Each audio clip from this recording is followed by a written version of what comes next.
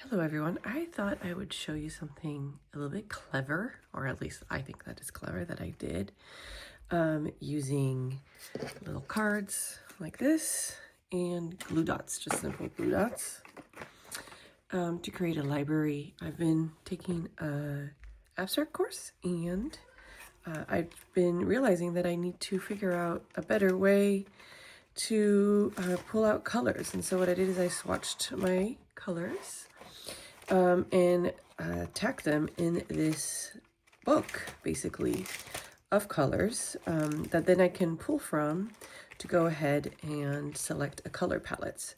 So, for example, if I wanted to see colors come together, so I could take Tasha's Gray and Marrakesh and Forest.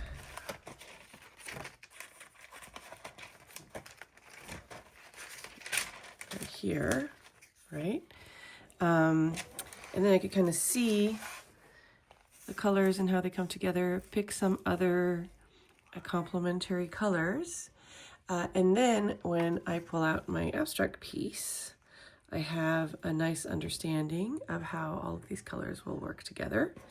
And then when I am done, I can go back to my reference and using the glue dots, just stick my cards back in, giving it functional way of just pulling out colors that I wish to use. So I thought I would just share this in case that is something that you would be interested in doing too. I did add a piece of just transparent paper so that the colors wouldn't rub against each other since the colors aren't sealed. And I started, of course, with my favorite Deep Deep Light watercolors. These match the organization of my palette. So I did organize them by rows. So for example, these 2 pages are this row of my palette. But I have others from other companies from my tube paints. And so I plan to keep continuing to do that. I did have to cut out some of the pages, and I probably should have done that as I was going along. So tack a couple pages and cut out a page of my notebook so that it wouldn't stack so thickly.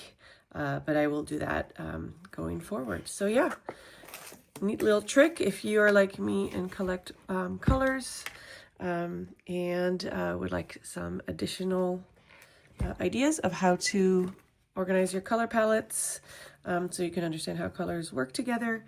This is a great tool.